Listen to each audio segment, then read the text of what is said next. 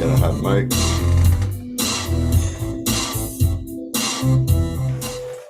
This is Anthony Arell, and you're listening to The Ron Chapel Show, beginning at 8 p.m. on Mondays from The Voice 17104.com.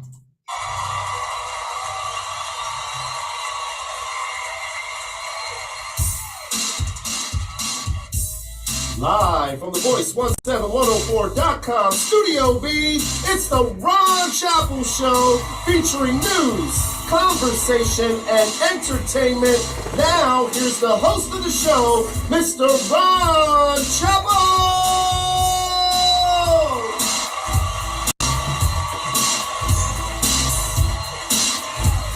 Thank you, Pastor Chris Thomas. Good Monday evening, everybody. Hi, I'm Ron Chapel, and welcome to the show. Let's get right into it. Okay, election season is here upon us in Harrisburg. There are many offices on the ballot. There's magisterial district judge seats. I believe there's a county judge seat open, and city council member seats, and did I mention school director seats? Well, tonight we're blessed to have a candidate for Harrisburg City Council that you'll be hearing directly from right here on the Ron Chapel Show, and we'll also open up the telephone lines later to allow you to speak with him. You may have questions you want to ask him directly. And unlike they do at some of the political rallies or debates, they hand you out a index card, and then that card goes to a triage table, and they decide whether or not your question is worthy enough to be asked. But tonight we're going to give you free access to the candidate so you can ask questions of him directly.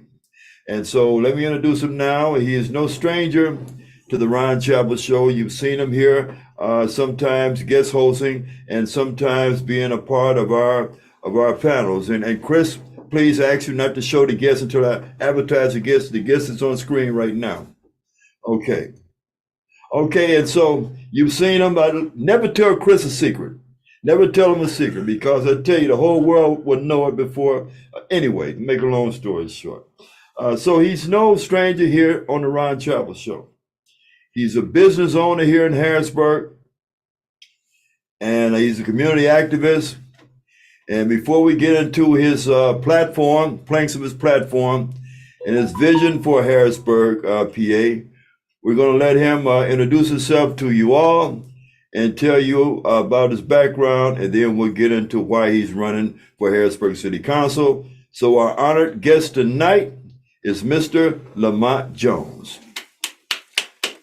Chris. All right. How's the brothers? Bless. Oh, well, sir. Welcome, bro. All right. Appreciate you guys having me on. It's always been a joy to come past here and, share my thoughts and concerns with what's going on in the city. Try to hold a level of accountability for the individuals that, that we elect and things that we're doing in our city, period. So I appreciate you guys always rolling out the red carpet for me. Just had a great cup of mud from Brother Chris. That's what's up. Cup of Joe. Yes, sir. Yeah, so, Ron. Okay. Great to be here, man. Okay, well, thanks for joining us tonight, Brother Jones.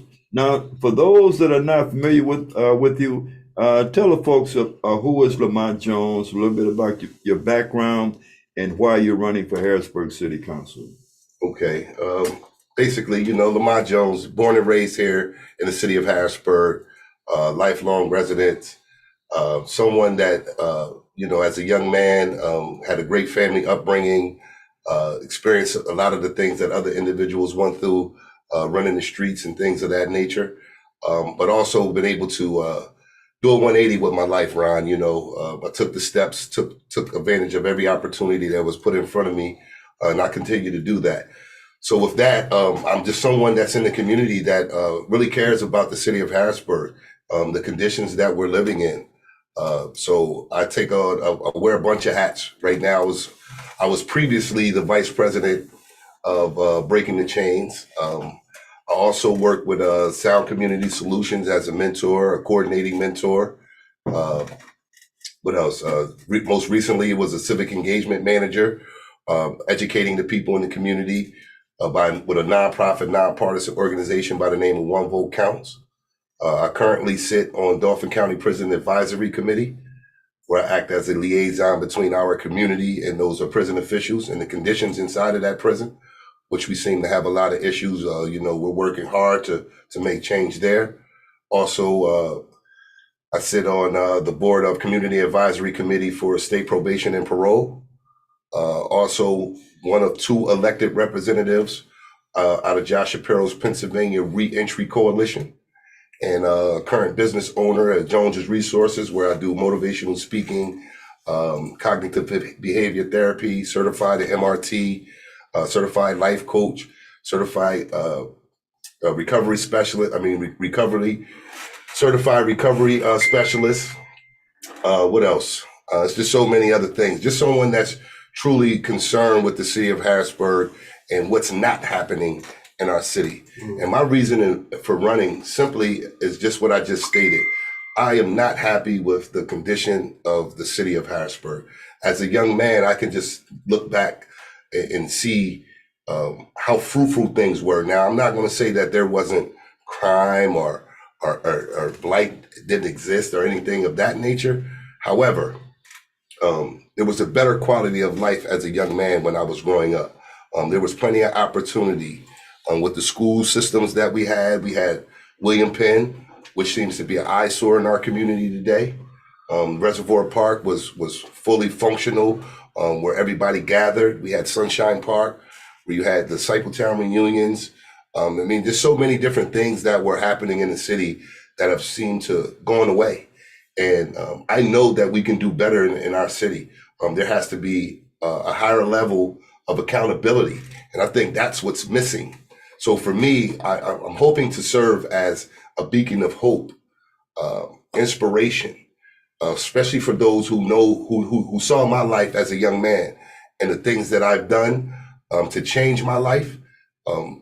I champion that, and I champion those who have supported me along the way, who have given me an opportunity to sit here today as a candidate. I know my mother, my grandfather, my grandmother, they all will be proud of me right now. And I know they are. I'm not going to say they're just not here in the physical. So I know they're here with me. And I just know that we need change here in the city of Harrisburg. So my reason in running is simply is that I'm not afraid to speak truth to power.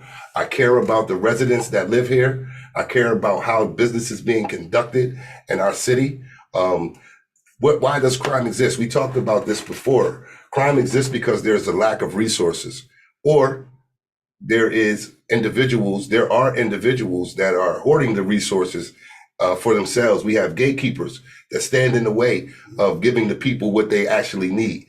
So I'm someone that's asking everyone in the city of Harrisburg. We have a population of 50,000, right? We got maybe 33,000 registered individuals in the city of Harrisburg, but our voter turnout is very low. We're at a 6% turnout. If it's gubernatorial or a presidential election, we might jump up to 8%. So then we have a lot of complaints. I've been on these doors. I just got done knocking on doors today before I came here, Ron. And the complaints are just coming in, and everyone seems to have the same sentiments. They're not happy with the way things are moving. So I'm asking everyone not to just give me your vote on May 16th, to also start coming to council meetings, come to school board meetings, because this is where policy is set. And if we elect any elected official, barring any, we need to hold them accountable. So myself included, if elected, I want to be held accountable. I'm not exempt from that. So again, my reasoning is that I am a son of Harrisburg, and I'm just sick of seeing what's not happening here in the city of Harrisburg. Okay. From your background and also being a business owner and a longtime resident, what special talents or insight do you think you'd bring to Harrisburg City Council?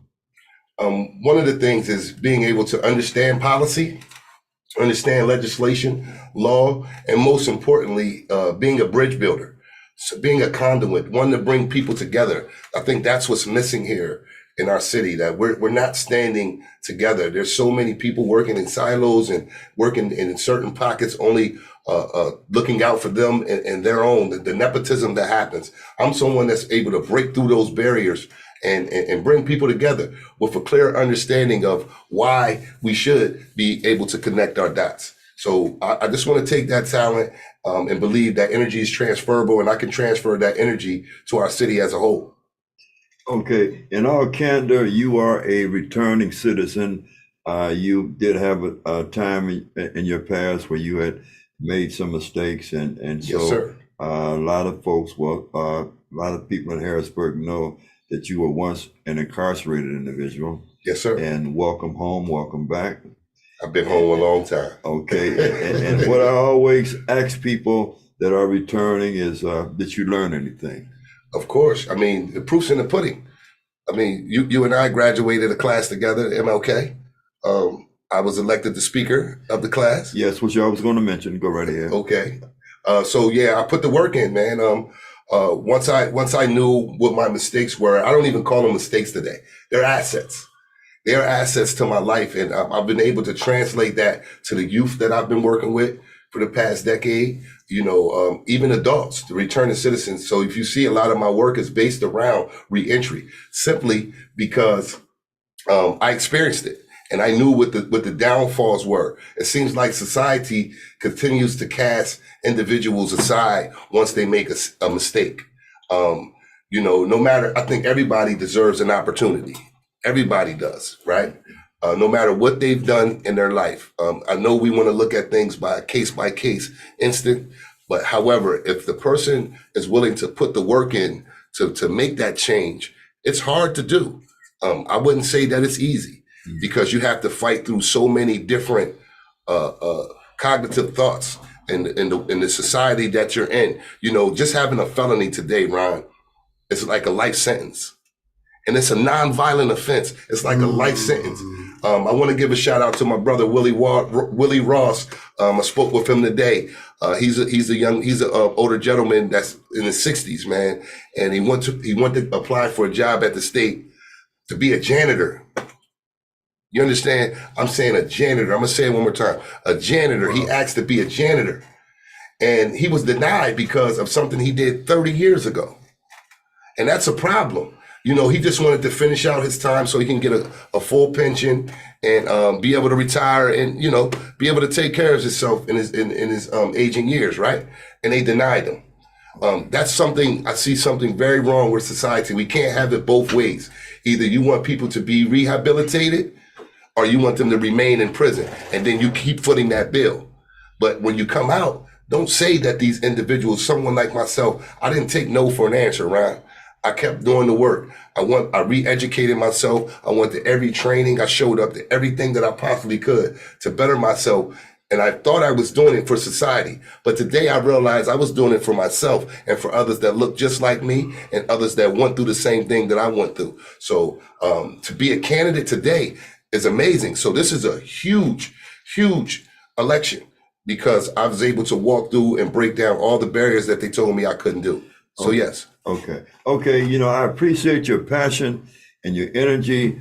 I just want to kind of ask you maybe to pump your brakes just a little bit, because we have more than 10 minutes. We have a good 20 or 30 minutes. All right. And I want to make sure that everybody can hear everything that you're saying and understand everything that you're saying. And I know I can. I don't know how it's coming across. I got you. Know, and thank you for the full disclosure. You know, we wanted to get that out of the way, you know, because we don't want that to be a surprise to someone in the future that might attempt to hold that against you. You know, we are a forgiving society, and we are people that just yesterday, among other Sundays, went to our churches or our mosque or our temples, and we got on our knees and we asked God to forgive us for every foul and wicked thought and deed that we may have done the preceding 7 days. And here you have some people that don't want to forgive someone for some incident that might have happened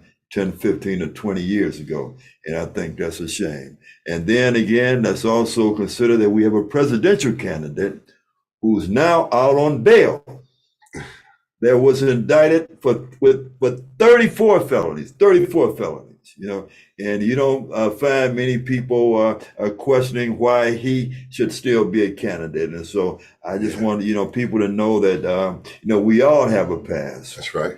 And some folks, I guess if they be honest, they can say that they never served one day in jail because they were fortunate enough not to get caught. That's right. And that is real. And so anyway, I wanted to get that out there. Now, I want to speak about some of the difficulties that you may have had, or have you had any difficulties in your campaigning? I know I see your yard signs everywhere, and and I'm pretty sure that those are placed there by the consent of the property owners. What you say? Of course. Okay. Of course. Okay. Sometimes I see yard signs that seem like they're trying to block out yours. Yes. And so I want to ask, are you a part of any kind of political slate, or have you had any concerns with the way your yard signs have been sort of attempted to be blocked or anything like that? Well, the first thing I'll say is that no, I'm not a part of a slate.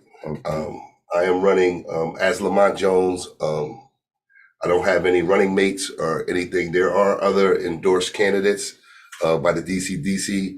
However, I'm running my own campaign. I'm not running a campaign with a group of individuals. And some of the things that I see out here, there's always some type of tactics when it comes to campaigning. Mhm. People will pull your yard signs. Which is a crime, incidentally. I understand. Yeah. People don't understand that. They don't understand that. And I don't think it's so much of a crime when people are placing yard signs in other people's yards without permission. But you won't catch me pulling those signs up. I've been getting phone calls from a lot of the people that are voting for me, that they clearly gave me permission to put their my signs in their yard, but then there were other signs being placed beside mine without permission. So I was getting those phone calls, and they were telling me, "Hey, do you know this person? You know this person?" And I'm like, "Yeah, I know them, but we're not running together." It was like, well, okay, well, they're placing, your yard, their signs beside yours. And these are tactics. We have people that's always going to manipulate our political system, especially here in Harrisburg. It goes on every cycle. Every cycle, there's people thrown into the race just to take numbers away from, again, we have 8 people vying for 3 seats.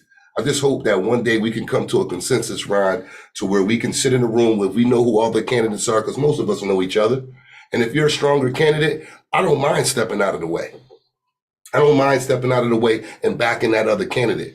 But see, you have to see what people are actually running for. For me, Lamont Jones isn't running for a position. I'm running on purpose. This is a movement, so I'm tired of seeing all of the political ploys that are out here.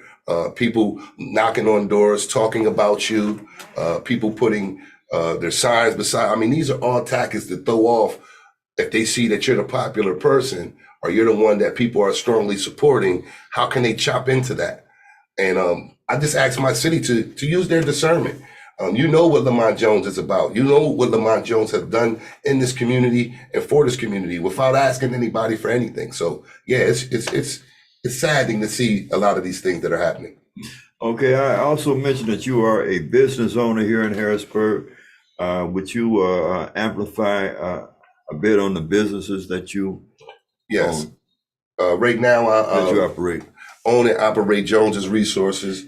And what's the mission of Jones's Resources? The Mr. Jones's Resources is basically where, again, I do motivational speaking, I do mentoring, and it's all based around the reentry population. And not just the reentry population, but of course I have a sweet spot for them because I was a reentrant at one time. I don't consider myself a reentrant today because I've been home for so long. I'll be reentered and reestablished. So I would say a reestablished citizen. However, I have a sweet spot for the reentry population because I know how hard it is, even for myself, when you re-educate yourself and put yourself in position.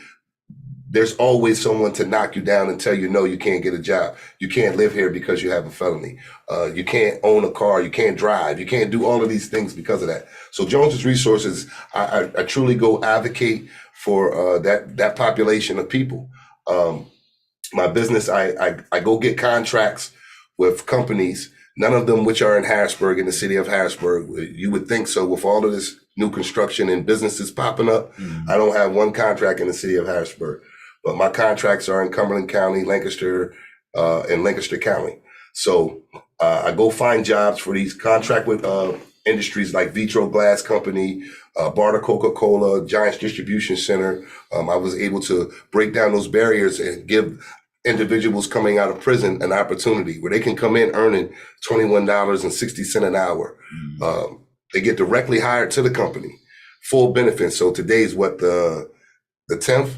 So May 1st, they will have full benefits. So they're able to take care of their families. This can put the man or the woman back into the home as a protector or a provider. So I was able to break down those barriers. I went and bought my own vans, no grant money. I went and bought my own vans and make sure they have transportation, because that's a huge issue. These are barriers that our individuals have once they are released from incarceration.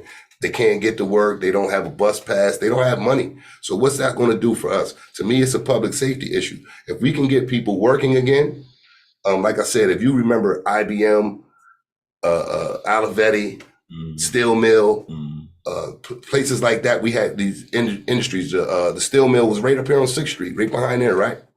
If you have those industries here, we can have a better quality of life here for individuals. We were able to take care of our families. Not so much today, especially now, add to someone having a felony or let alone commit a crime. They will have a huge issue with getting employment, gainful employment. So that's what Jones's Resources do. We're breaking down barriers to make sure that people can get employed, man, and give themselves another shot at life.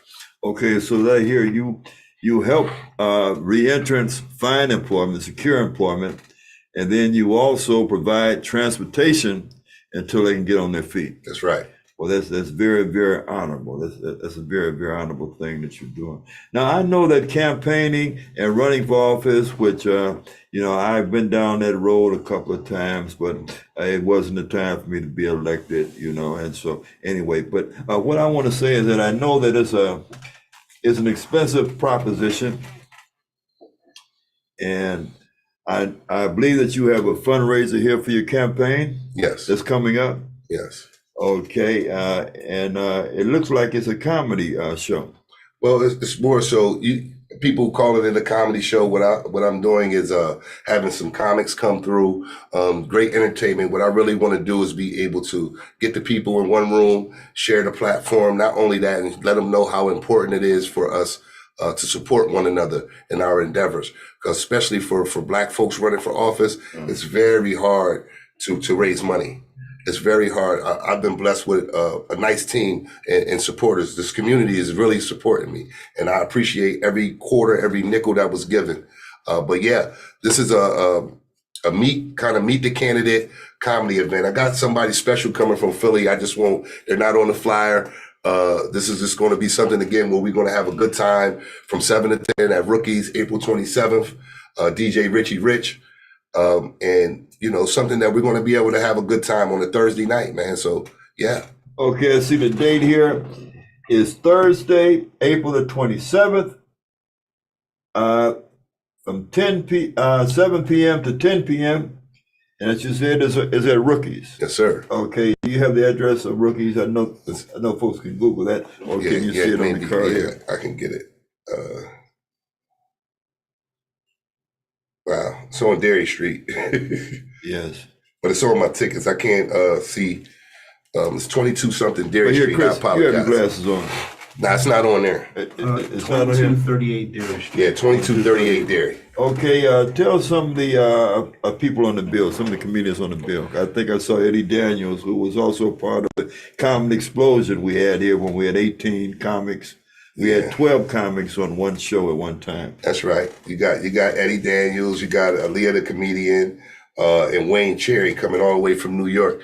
And like I said, we got somebody special coming from Philly. I won't announce it. You got to be there to see who it is.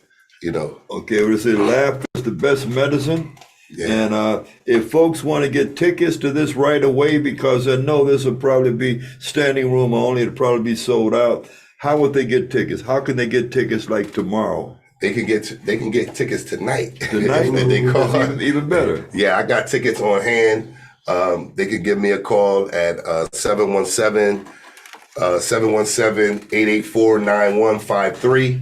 You can give me a call there. You can also go to Eventbrite and go on there, and you can go to my Facebook page, Lamont Jones for Harrisburg City Council. Go there, and you can also order there. But these tickets are already flying off the shelf, and I think the capacity is 150 people. So if you guys want these tickets, make sure you reach out.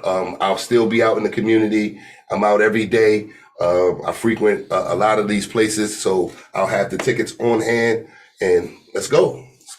Okay. Mr. Jones, would you be open for phone calls from the potential voters? I would love it. I would love it. Okay, so if you're a Harrisburg resident and preferably a registered voter, and if you plan on voting in the May 16th primary, and you want to call in and ask Mr. Lamont Jones a direct question, or if you have a comment about his campaign, please feel free. The number is 717-889-7181. Again, 717-889-7181. And while we wait those calls, Pastor Chris Thomas, I want to invite you into the conversation, see if you have a comment or a question for Mr. Jones. Sure. Again, Lamont, thank you, man. You got to be a busy man, this close, to making things happen in the city of Harrisburg, even on a deeper level. Two quick questions. I heard you talk about accessibility on an interview with another one of our clients here, broadcasters here at The Voice. And I think it's so very important that, we as a community know that you'll be accessible, not just now before the election, but after you're elected. So I want you to talk about that real quick, but then also how can we as the community support you, not just before your candidacy, but once you're elected, how can we get behind you and continue to push forward? Oh man, great questions. So the first thing I would say is the accessibility piece. How can I say that I work for this community if I'm never in it? If I'm never present. So for me, this community knows very well that I've been boots on the ground for a very long time, working with our youth. That seems to be our greatest asset today. We see a lot of the things. As I was canvassing, there was a shooting on 4th and Emerald. This is sad stuff. This is one of the playgrounds I definitely worked at for a very long time with Luke BNG and Breaking the Chains as well. But being accessible is very important to me. That's why my number is on all of my literature. So you won't get a recording. You'll get me.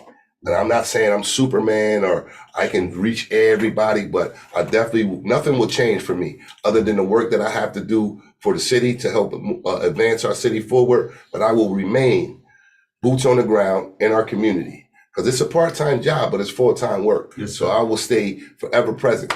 As long as my health is allowing me to do such. Again, this is a movement, Chris. So the second question was, how can everyone assist? Not just before, but after. That's right, once elected. So what I'm asking on every door that I knock on, I'm asking everyone to show up to council meetings, school board meetings, even if they don't cast their vote for me. I want everyone to show up to these meetings because this is where the level of accountability is needed. I'm proposing to do several things to bring things inside of the community because there's an issue on most of the doors that I've been on. People they don't want to come to City Hall because of the parking, limited space, and you have a lot of elderly people, which seems to be the base of our voters. Women and the elderly people seem to be the base of our voters. And so we have to respect them, and we want to be able to make sure that we can go out to them. Why not? Jesus did it, right? Yes, sir. Jesus walked out there and worked with the drunkards, the gamblers, and everybody. He just didn't stay to the people that were already saved. Yes, sir. So I just ask everybody to show up. I'm willing to speak up, stand up, be counted, but I can't do this alone. I'll be one voice in a body of 7. But if the community participates, I guarantee that we will see change in the city of Harrisburg. That's what's so well said. Thank you. Okay, we have a guest in the studio also, visiting studio. He's known as Camouflage Chris Williams. He also has a program here at The Voice, 17104 occasionally. And so I'm going to invite him to the conversation and see if you have a question or a comment to Mr. Jones. Yes, sir. How you doing, sir? Good. I mean, it's a lot of violence here in Harrisburg. Yes, sir. And a lot of times as a church, our job is to go out in the streets and compel people to Christ. How can we get a lot of these kids? Because I know this is a tough question, but how can we get these kids? Because it starts with God. Mhm. You know, a lot of kids, you know, the reason why they are the way they are is because they don't have God, and it's our job to compel them to Christ. And I think one of the reasons why the kids are out here doing the violence is because they don't have Christ. So we how can we get the church involved in these young kids' lives? Well, I believe that the churches are involved. Can that level be amplified? Yes. I believe that those levels of connection to the youth can be definitely amplified. So one of the things that is happening, God could be absent from a lot of people, but you'll be surprised at how many individuals that are involved in some of these behaviors out here. God is in them, right? That doesn't mean God's bad, right? But so what we have today, to me, in my personal opinion, I believe is social engineering. We have a culture. What is culture?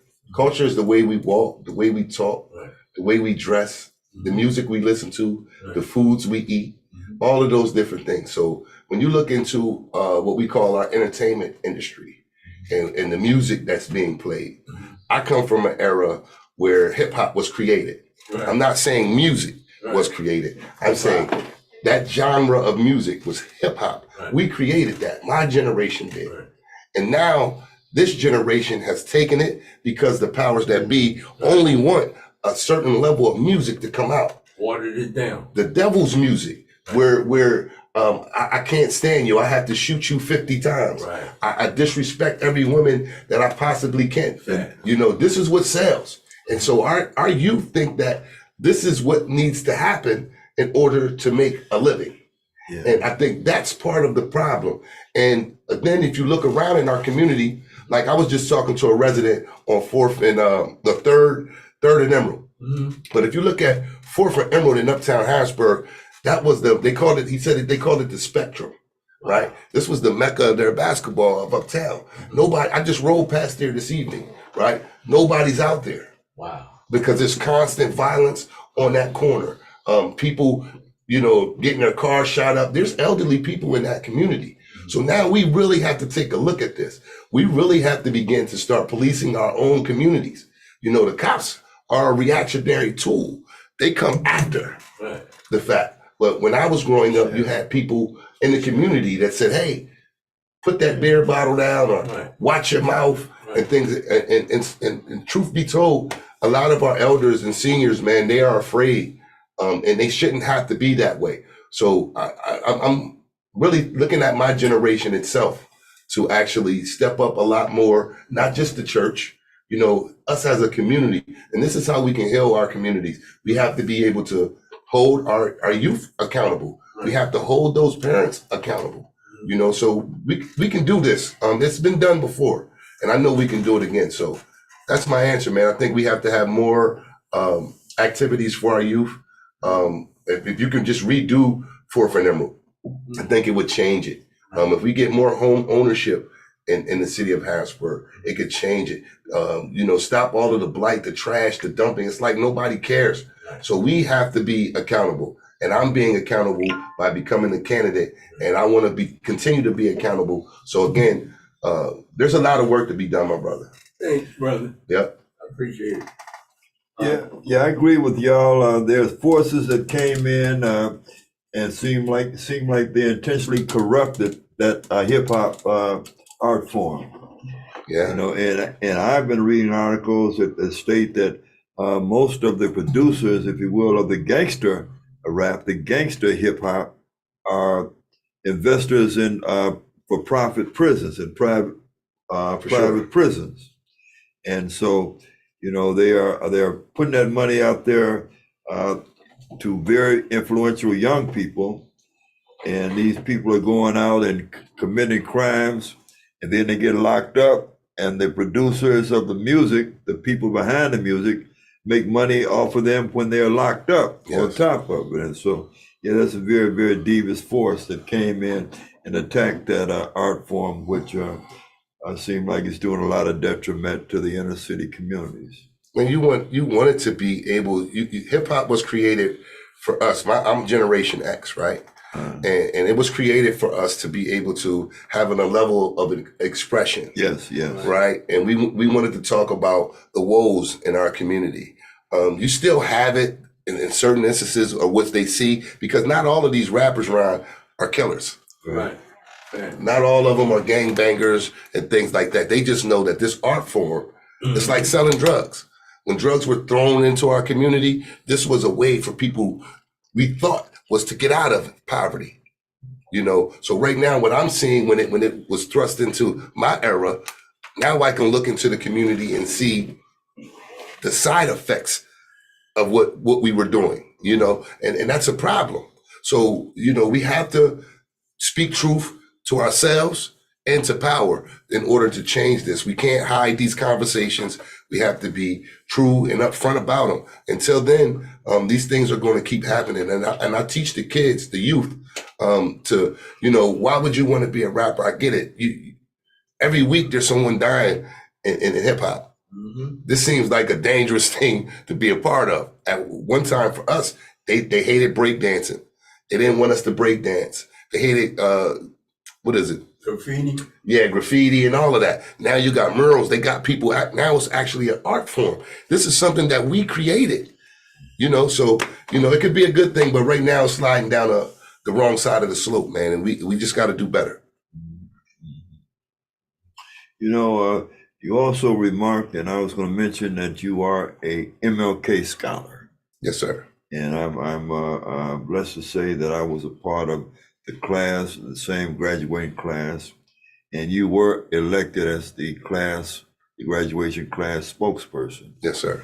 And so Dr. King's, the commemoration of Dr. King's assassination, I believe is coming up. I believe it's the 14th of April. And so how about, can you share some reflections, not only of the MLK studies that we were taught, mm-hmm. but also a little bit of the history of Dr. King, and what did you learn from Dr. King's experience here? Well, man, that's a lot, but great topic. The class, for one thing, Joe Robinson, Mr. Ellison, great guys, great instructors, man. Great facilitators. Rest in peace to Mr. Reggie Guy, Senior. For creating it. I think the program is immaculate, and I know that there's a lot of people that actually went through it. But I've learned a lot from it. And if you can remember, I said I was going to, represent us all after it, and I believe I'm holding true to that. So when I think of Dr. King, though, every year it's like I have a dream speech. I have a dream speech when I was younger. And that's that was instilled in me. But as I grow older and started to redefine this man, this great man, he was something that generational. He was generational, and his language started to change. Man, he was a great orator, a great speaker, and able to be effective and have people. He was a great leader.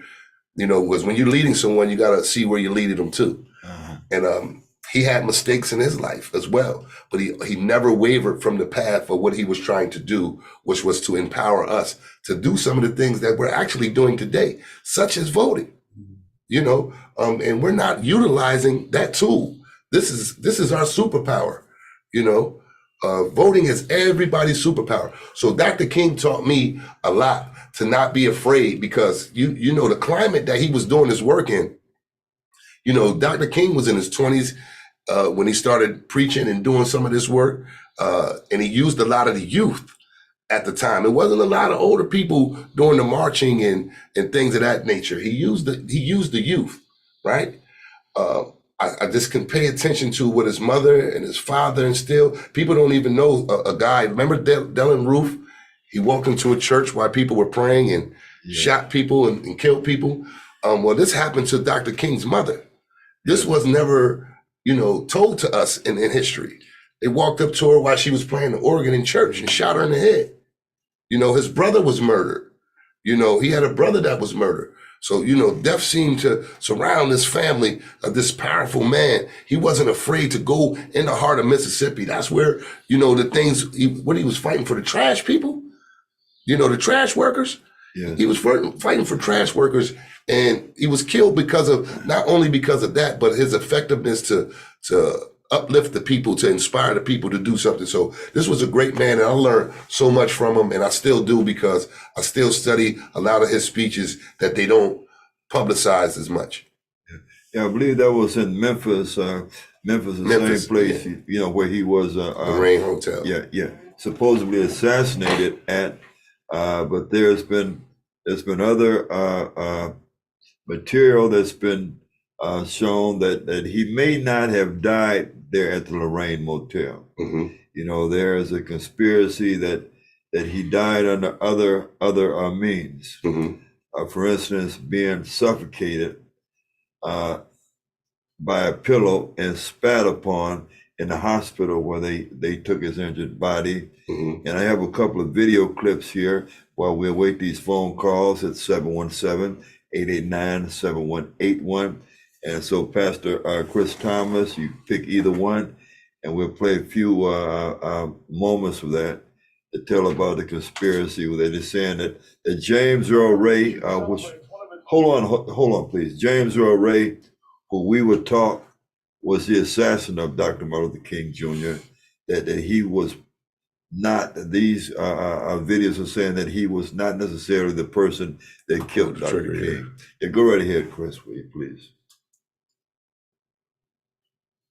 Celebrates one of its most inspirational leaders and activists by honoring the Reverend Dr. Martin Luther King. We know all that he came and dealt with racial fairness and lost his life in that fight. But did you know that there are investigations that have gone on about how actually he died? See, most of us think that we know exactly how he died, how he was shot, and it was an open and shut case. Well, guess what? This is an amazing tale that you're about to hear from Michelle Greenstein about what has been uncovered regarding his death. I'm gonna hand it to you and let you take it away, because in my conversations with you thus far, I have been drop-jawed listening to you. And so was I. I actually spoke earlier today to Dr. William Pepper. He actually, on behalf of Coretta Scott King and the King family, filed a civil suit in the case of the assassination of Dr. Martin Luther King. Now, this is the only trial that's ever been held about this assassination, because, as we know, James Earl Ray, after he pled guilty, meant there was no trial. So this is the only trial that's ever been held. Now, we're all familiar with the official story of this lone gunman, right, in '67. James Earl Ray shot him. You know, he was in jail for armed robbery. He somehow escaped. Admitted to it. Right. But what's interesting is that he pled guilty, but he didn't confess. And actually, in these court transcripts, he says over and over, I did not confess to killing King. And he says he only did so because he feared for his life. He and William Pepper told me that the only reason James pled guilty is because it was the only way to save his life. Now, he did this as a last resort, and he was actually told by his lawyer, Percy Foreman, that he should take the guilty plea because that's how he was going to get a new lawyer. So he saw this as his only way to get rid of this bad lawyer and get a new lawyer. And interestingly enough, he filed for an appeal days afterward and tried to get a new trial. So like I said, I spoke to Dr. Pepper earlier today. Here's what he had to say about the way Dr. Martin Luther King was actually killed. Wow. He wasn't killed from the bullet that hit him on the balcony. He was taken to the St. Joseph's Hospital, and he was killed in the emergency room of St. Joseph's Hospital by the chief of neurosurgery, Dr. Breen Bland, who came in when they were all working on him in the emergency room, and he said, get out of here, let that die. And as they moved out of the room, the last one out was a surgical nurse, Lula Mae Shelby, and when she heard them gathering up spit in their lungs to spit on Martin's body lying on a bed there. Then she saw Dr. Bland take the catheters out of Martin's body and take the pillow from under his head and put it over his face and suffocate him. And that's how Martin King died. That's how he was really assassinated. Now, he might have died anyway from the bullet wounds, but he didn't. He was still alive and still breathing. The chief neurosurgeon, he intervened and he made sure that death would result.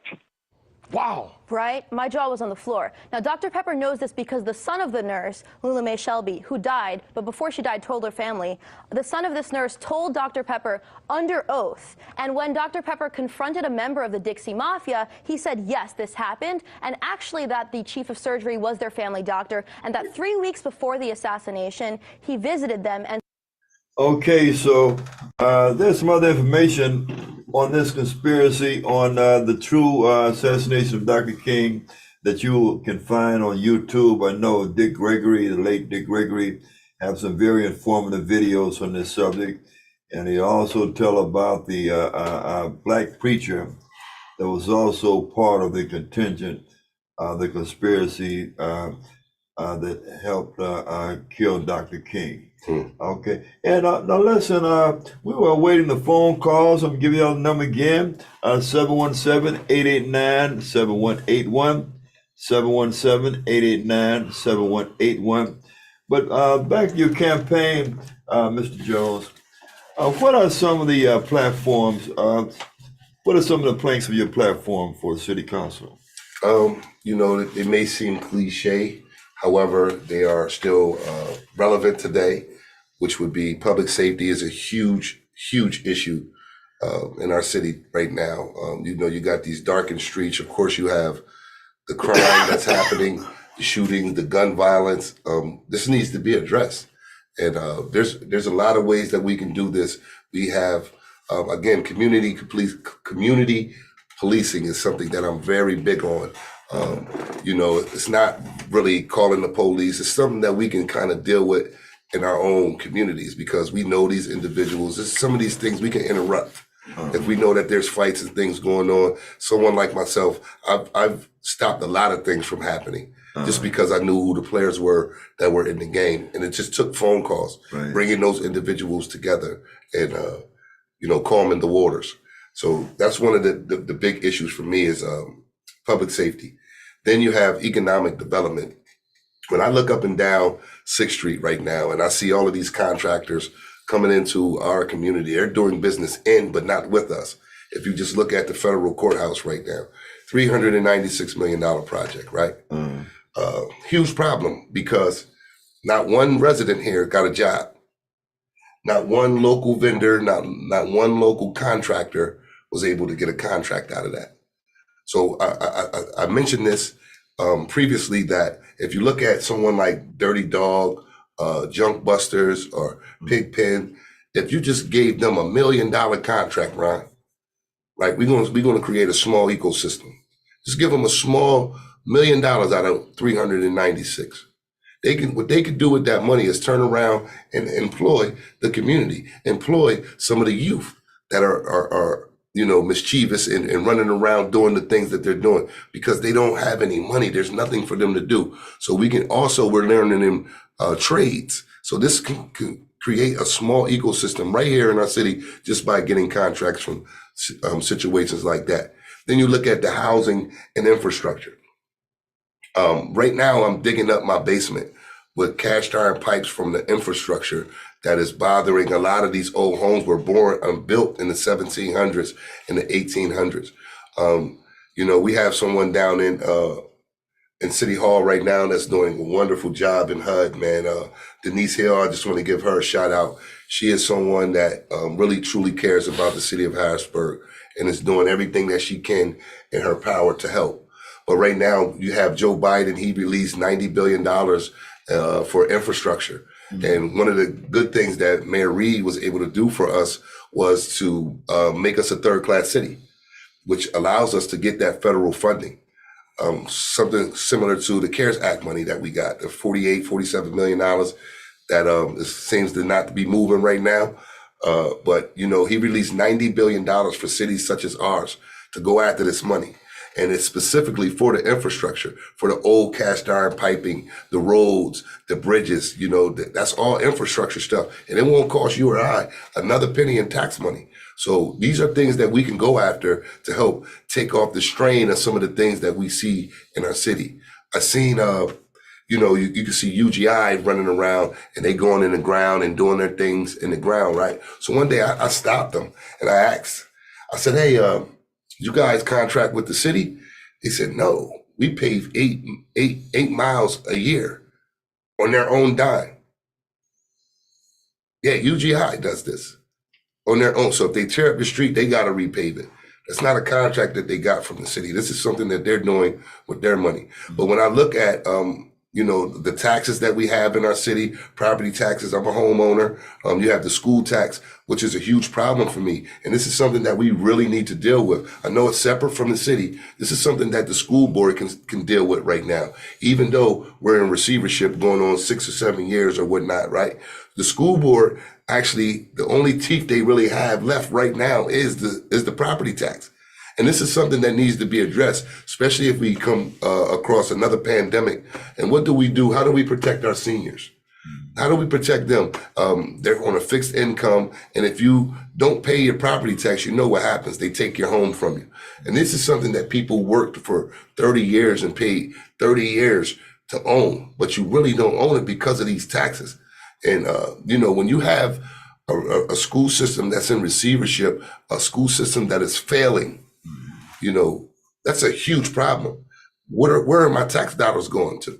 You know, when I look at these tax levies code, there's a financial threshold that I don't know if the people of this city understand. If you make over $108,000, you are exempt from the school tax. Now, who do you? And this is not a combined income. Now, who do you know in the community that's making that kind of money? There are a few people. Right? Very few. So when you look at that, and now you got the church is exempt, we can give the church the exemption. We can give that, you know, we understand how that goes, you know, pay your tithes and we make sure we keep the lights on. And it's now, the church is a nonprofit. It also was looked upon at one point in time as one of the biggest institutions in the Black community, you know, so we can give the church the exempt, but then you have the state itself is exempt from the school tax. And they cover a lot of territory here in Harrisburg. Oh my goodness. And the city of Harrisburg is responsible not only for their employees' safety, but also for fire protection. Yeah, man. And you look at organizations or companies like PennDOT. I believe they have too much power. I mean, they just bought 17th and Paxton. They spent $400,000 for that land that burned down, right? Now let you and I try to go get something like that. There's no way they would have sold it to us for that kind of money, right? But I think that there's a problem when you have these business. That's why these businesses are so attractive to them to come in and do business with our city, because, you know, a lot of them become exempt from the tax breaks. You know, but who's paying for that? It's like we're carrying everything that's happening. Yeah. Well, how would you address these absentee landlords or these slumlords? Oh man, now again, just what I was talking about when you look at the property tax. So I understand, but I don't understand. So what I understand is if you got a home and you make renovations, you make upgrades to your home, you're going to raise the property value of your home, right? But also those taxes are going to raise up too. So now these absentee landlords, most of them aren't from Harrisburg. They're buying them. To me, it's like a money grab. They're buying the properties and they're taking the equity and they're like, hey, whatever. You know, they don't want to fix them up. I understand when you look at the taxes, it's almost like we're being punished for being homeowners. Like we have to pay this enormous amount of school tax. I'm not talking about the municipal and the county. I'm just talking about the school tax itself. I'm up to like $1,600 in taxes. You know, and I may be behind a year, you know what I mean? That makes me normal, right? So again, it's a huge problem when you look at that. So you get these absentee landlords and you got these individuals coming in. So there's a discretion that you can have. Do you live here? Just like if you want me to run for office, I have to live in the city, right? If you want to buy these homes, I know that might seem far-fetched, but to put a more of a restraint around what's happening with these absentee landlords. Let's see if they live here. What is your interest in actually buying here? You know, because if not, they're going to keep buying and pulling the equity and leaving. And then what happens to that community that they bought the house on it goes down. You know, they're building things like 18 for Her, where they knocked Woodward Elementary School down, right? They knocked this school down, and now they want to build a low-income housing there. Around in that neighborhood, I grew up around in that neighborhood as well, right? Nobody wants that there. Those contractors didn't even go talk to the residents there. They're homeowners, right? Right? They've been there for 40, 50 years. And you want to bring a low-income project to a community where there's a bunch of homeowners. Automatically, it's going to take down the property value. I don't know if we understand gerrymandering or redlining. With redlining, all you have to do is deem an area high risk. And guess what happens to that property value? Immediately. Yeah. So then they gonna come. I know people getting this stuff in the mail right now. We'll buy your house. We'll buy your house for cash. You know, if you can hold on to your property, hold on to your property. It's a plot to it. You know what I mean? We'll buy your house. So now, once they redline your area and they buy your house for 50,000, next year when you come back, those same houses are going to be worth 250,000, 100,000. Now you can't even move back into your own community. Right. We have to be more aware of this and not be afraid to talk about it. And I'm not. Okay. All right. Now, if there are other residents out there in Harrisburg that want to contact you for a yard sign for their property, or if they want to volunteer for your campaign, how would they get in contact with you? Well, there's several ways you can reach out to me. Again, you can reach out to 717-884-9153. You can go to my campaign page on Facebook, Lamont Jones for Council on Facebook. You can also email me at hello Lamont Jones for Council, and you can catch me in the neighborhood as well. That's simple, man. You know. Okay, and so if there's a group out there, senior citizens or some other group that would like to invite you to come out and speak with them, and you know, so they can contact you the same way. They can use those same avenues, and I'm willing to come and sit down with any individuals that may have any questions or concerns about my candidacy.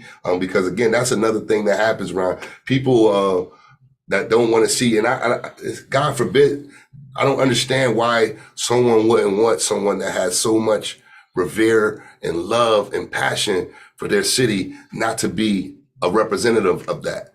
So there has to be someone that has another agenda. So if anyone has any questions or concerns, I am willing to openly talk about anything that you may have a concern about. I'm not ashamed of anything. I stand on my life.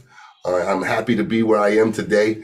And regardless of what happens May 16th, I will continue to do this work. So I hope you guys really come out and vote. Voting is very, very important, especially in this election. This is a municipal election. This is the election that's going to affect your day to day. This isn't the one in DC. Like you said, you got magistrates, you got the Court of Common Pleas, you got your county commissioners, you got your district attorney, you have your city council, you have your school district, and things of that nature. These are the things that are going to affect us day to day. So if you're not registered, please get out and register to vote. Come to the event. I will have some people there to register you on the spot. This is a huge election, and this means much more than anything about Lamont Jones. This isn't a campaign. This is a movement. So I'm fighting for you. So let's fight together. It's number 5 on the ballot, Mr. Lamont Jones. Chris, let me see that flyer again one more time here.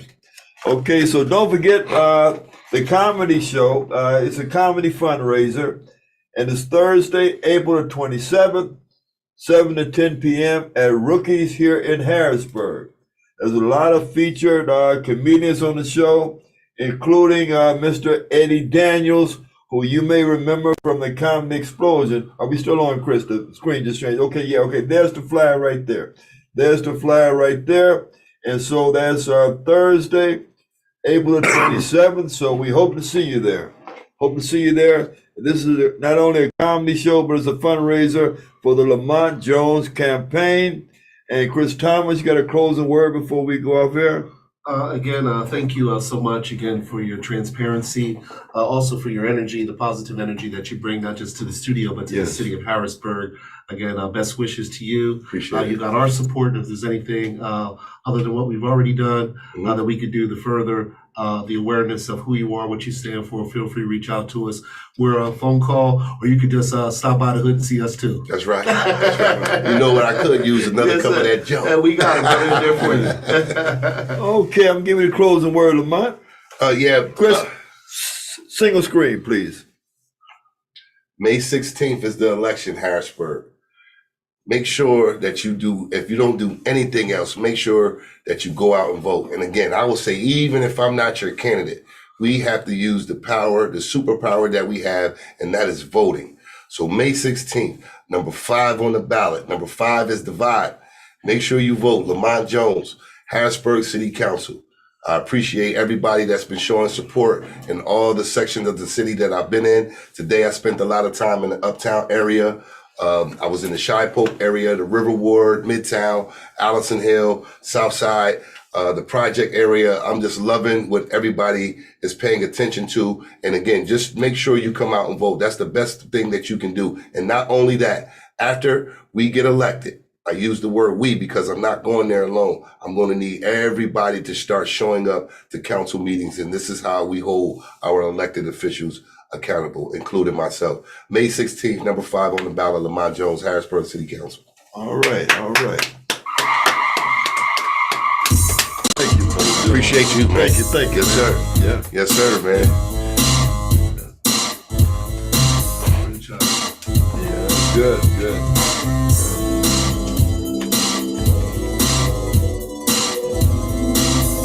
I think we touched all the bases, huh? Yeah. You had some viewers, though. Yeah. You had some viewers.